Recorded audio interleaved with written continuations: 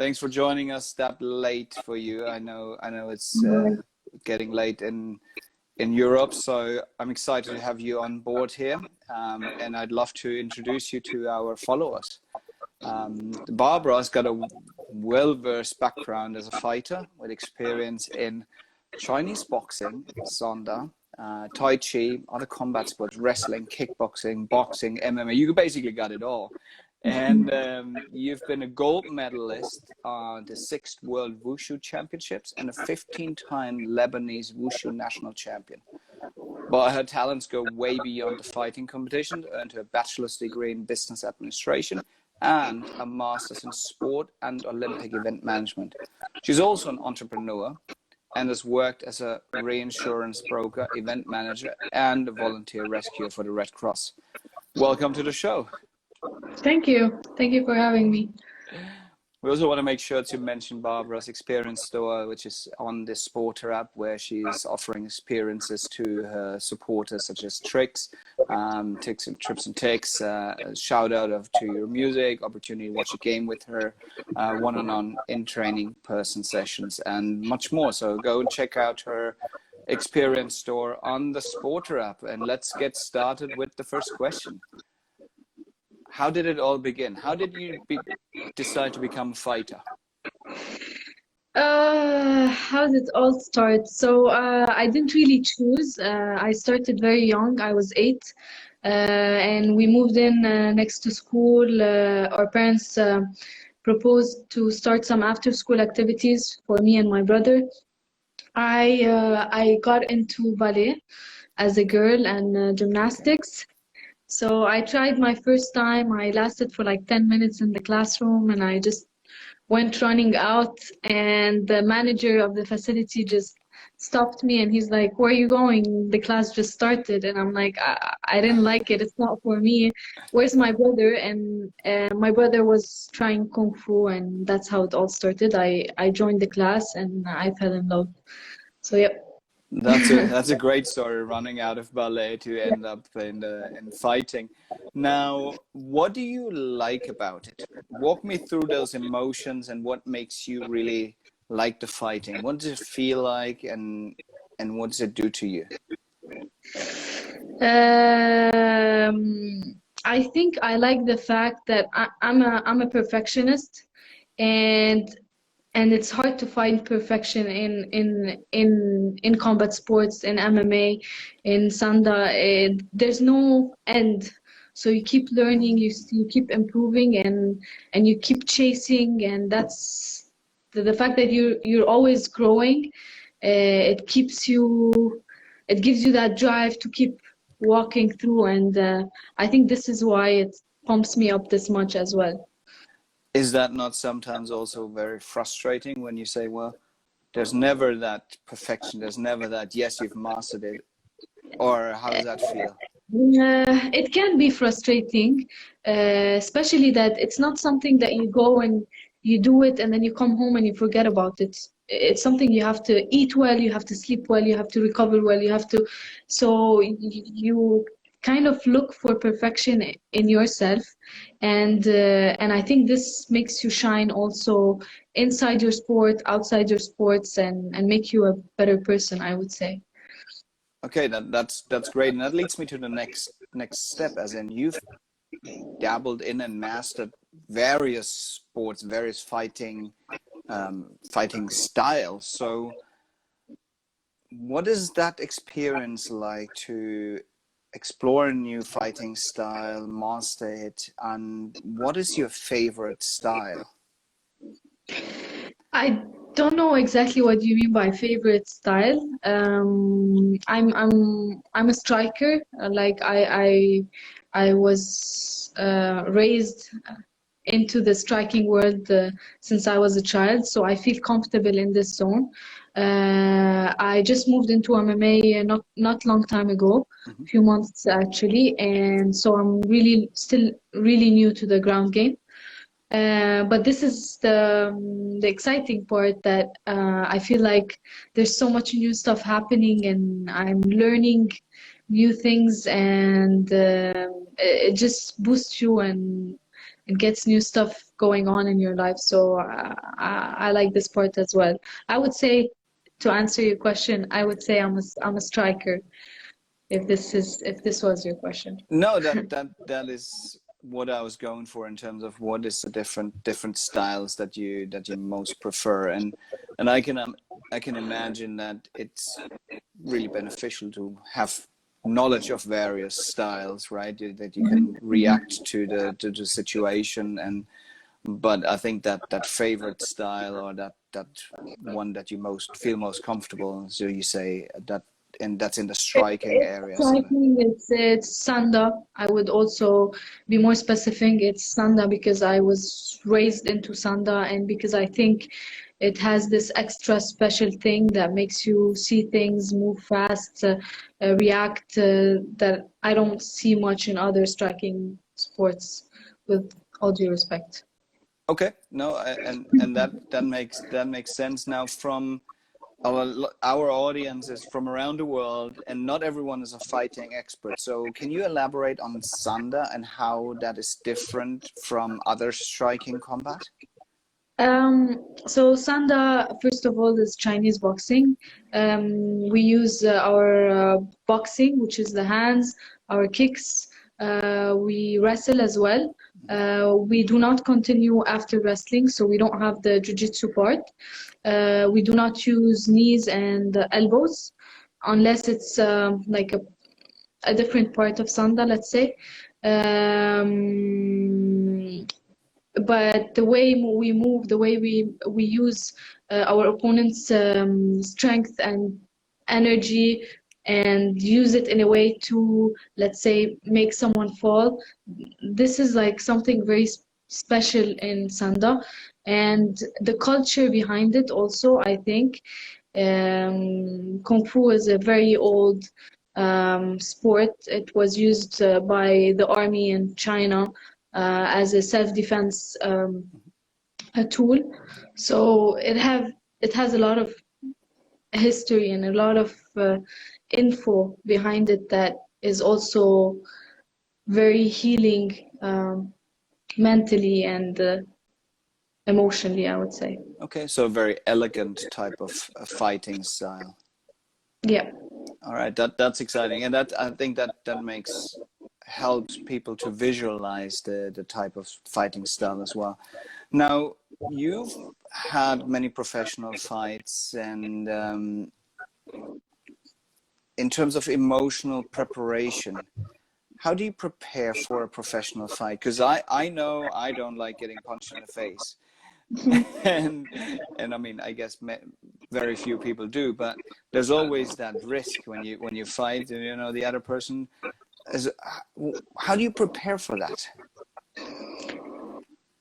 I'm gonna say about my preparation, I would say it's like preparing for a test. If you don't feel ready, you're gonna feel really bad. So me doing my job while training well, resting well, sleeping well, eating well, having faith, because it helps a lot. Doing all these things helps me feel prepared, and when I feel prepared, I have more self-confidence, and when I have more self-confidence, I feel better.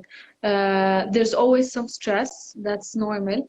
Although I don't really think about the getting hit part, because maybe because of training, I don't know, but we don't think this way. I think as a fighter, you don't really go that far. But you think about losing, and that's what you don't want. So that's your biggest fear, at least mine. Like I rarely do ever think about being hit, but more about losing. I don't want to lose. I want to win. That's my biggest fear. So it's stressful. It's stressful, but you know that to get to where you want, you have to overcome your fear, and that's overcoming this big step, which is the stress before your fight, you know. Okay, that makes a lot of sense. Now, you're wearing many different hats, right? You're a professional fighter, you have a lot going on, earned a master's degree, bachelor's and master's, and like, how are you juggling that many different things in your life, and what drives you to get involved with that many different aspects of your life?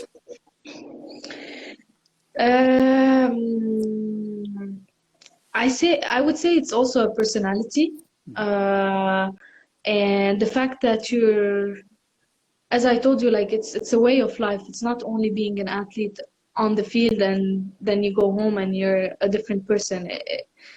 It's waking up early, sleeping early, and this helps you regulate and have goals in your life. Recently, I've done my master's in sports and Olympic event management. I tried redirecting my bachelor, which was in management, into something that's a bit close to sports. Mm-hmm. I wouldn't say it's easy. It's very hard, especially when you start really taking things more seriously, going on a professional level. It's hard to juggle with everything, and especially with work, you have time that you have to be at work, so you can't train. So it's not easy. I would say it's maybe one of the toughest things an athlete could go through, other than injury. I can totally imagine. I do feel that athletes have that perfection, that have that need for perfection. They're really driven in general, as you say. It's not just about the sport, it's about most parts of their life, and being that organized, what we see from that athlete mindset. Here's the training, I put in the hours, that means I will get this result. I think that is very helpful in business as well. So having finished your master's, congratulations. What is next? What is next, and how are you going to make use of that master's? What are you going to do with it? I would like to be working with either federations or fighting organizations, because it's my field, and I think I have enough experience to add a bit of touch in this world. For now, I'm a lot focused on my transition to MMA, trying to learn as fast and much as possible, because the world is moving very fast, and I'm becoming old. I'm 26 this month, so I know that I have to move it. So are you able to reveal what date the birthday is? yeah, it's on the 17th. All right, we'll have to celebrate you then. Yeah. Well, I don't see that 26 is. I mean, Conor McGregor. We see some of the top fighters, Mike Tyson. They've been fighting at a very high level for a long period of time. So I think you probably have quite a bit of career ahead of you, particularly with the fighting, where the mental game is probably has quite an important aspect of it. I think we see that more experienced fighters also have that advantage as well. So I think we'll be able to witness a lot of you fighting in the future still, even though you're turning already 26. Now, maybe. Sorry, you go. No, go. It's fine. Having grown up, and as you said, 8 years old, you get into fighting in when your brother started. What are some role models that you had when you grew up? To tell you the truth, I really never had a role model. Okay. I always got pumped up watching Karate Kid or like any movies related to martial arts, but I didn't really have a role model. I do get inspired by a lot of people around me in training and outside of training, because I feel like everyone has this special thing that someone else doesn't, and I try to get it from each person to be able to complete myself and reach this uh, perfection that I was talking about before. But I really like Rose in the UFC. I like her style and I like her story behind. She was also she was bullied when she was a kid. I like her personality. She's calm, she's respectful, and yeah, maybe if I had to choose someone. Okay, I think that overcoming challenges, particularly such as being bullied as a kid, etc. So I think that pathway is really beneficial for personal growth, and it's quite inspiring.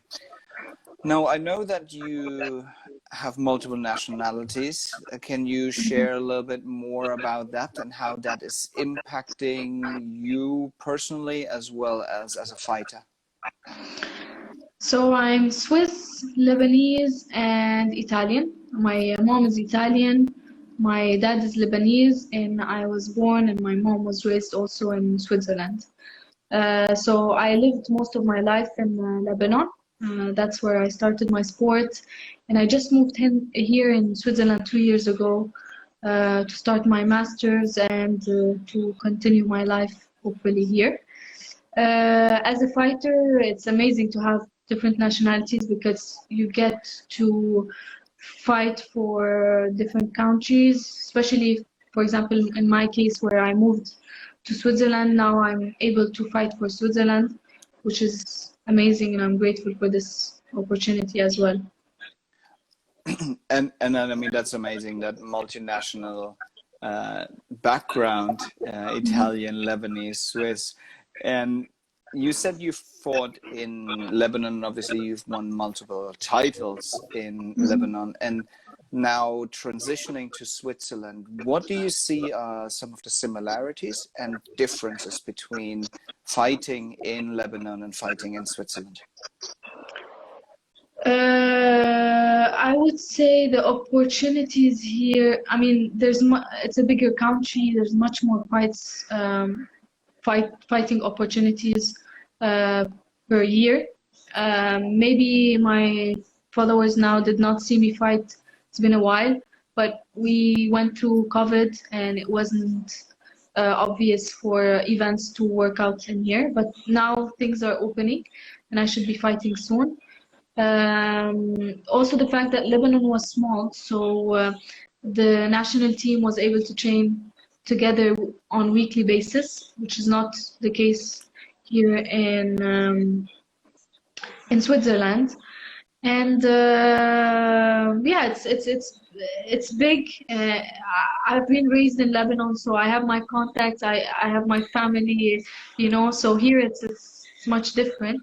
But I think I have a great future here in Switzerland, and opportunities are wide and open. So. And are you in the French-speaking part of Switzerland at the moment? Yes, I'm at the French-speaking part of Switzerland. Okay, that makes a difference because obviously in Switzerland you have all these different languages, and this is one barrier as well, because each person comes from maybe a German part or the French part. We don't speak the same language. We're really far, so it's a bit of a barrier when it comes to the national team. But other than that, all good. Okay. What are some of when you're talking about the national team, the training and so on, what are some of the goals that you have for the next year? For my next year, I'm really focusing on my MMA transition, getting into the Swiss national team, fighting for the World IMAF championships, the MMA World Championships, in case someone doesn't know, and learning as much as possible the ground game to become a complete fighter, and hopefully starting slowly fighting some amateur cards, then turning pro in the MMA field. Okay. That sounds like an ambitious goal, but obviously also with your background, that's something that seems achievable. So that's an amazing. I think it's a great goal to have to look into. Well, where are we going next? And with MMA, the platform that they provide for their fighters is pretty incredible, and the level of fandom that you see with some of the MMA fans, it's they're pretty crazy, positively. Well, mostly positively. We like them. When engaging with fans, what is that like as someone who you create amazing content, you really showcase some of your awesome skills on social media. What are some of the positives that you see in engaging with fans? Honestly, like everyone says, like I don't want to look like an influencer or whatever saying that they're my family, but honestly, if I tell you that I have people that send me messages and send me good morning and good night and why didn't you post today, it's always nice to know that there's someone that's actually caring and there. And we all go through hard times, you know. Sometimes it's not that easy and it's hard. And knowing that you receive some messages of people supporting you and that you might be inspiring or that you made their day in a way or another. I mean, you're human. It's gonna boost you. It's gonna give you some positivity to keep moving. And there's also something we shouldn't forget is that athletes also count a lot on sponsors, and to get those sponsors, they need to have a good platform, they need to have engagement, they need to have likes, and that's the reality nowadays. So it's very important to have the support of our followers, the engagement, the likes, the comments, because this is what gets us our sponsors and this is what keep us going. So yeah, so we love you guys for supporting us, honestly. And that's awesome in terms of that. Not just says like, yeah, we need our fans, no, but the way that this works together. It's not just, hey, I can help, I can sell more, but it's also, this makes me actually feel good because I can inspire some people and because I can make an impact on some people's lives. And that's when I asked you about role models early on, I think a lot of athletes forget how much of a role model they can be for others as well. So it's not just, yeah, maybe you didn't have, but I'm sure there is someone out there where you then I was like, yeah, Barbara, that's my role model. I want to be like her. I want to fight like her. And you know, some like this is part of an athlete's every day. You have days where you feel unstoppable, the strongest, and you have days when you come back from training and you feel shitty and you feel like, am I really good at this? Am I really for this? You know? And when you receive messages of people that see you as a role model or that encourage you or support you or believe in you, it kind of like boosts you a bit and changes that whole mindset and these thoughts that come and buzz you up, you know. That's At great. least for me, I'm just giving you my personal experience. Yeah, that's great. Let's give our audience a quick fire round of a few information to get to know you a little bit better as we round this up through our poll booth. We're looking to ask you to settle some hot topics where we look into just quick answers. What do you feel like? Beach or city break? Beach. Burger or pizza? Pizza all the way. I like it as the Italian, that makes sense. Kick or punch? My foot is fucked up, so punching for now. Okay. Wake up early or sleep in? Wake up early. Cardio or weight? Wait, no cardio. Movie or a show? A movie. Okay. Book or television? TV, I hate reading. Okay. Night in Sorry. or night out? Night in. Night in. Chocolate or vanilla? Chocolate. All right, those are quick fire information. I like that. And obviously, as an Italian, why did I even ask the pizza question? Now, I'm gonna put my phone on the charger because I might lose you guys. ooh, Okay. we're also rounding it up. I have one last question because you have the French background, as in French-speaking background with Lebanon. You have, and I've seen quite a few of the audience here have been speaking Italian. So you have an audience and a following in Italy as well. How do you balance? And right now we're speaking English. So how do you balance addressing these different audiences with just from a language perspective? It's a struggle, huh? It's really a struggle. I try to stick to English because obviously it's an international language. If people DM me with different languages, I try to Google Translate and send back as much as possible when I have time. Honestly, I stick to English. It's hard because, sometimes you have some jokes or some stuff that fits into a certain country, like in Arabic or in French, that you can't always put or not everyone would understand. But that's why I try to stick to English for now. Okay, that makes a lot of sense. And yeah, I forgot Arabic. Sorry.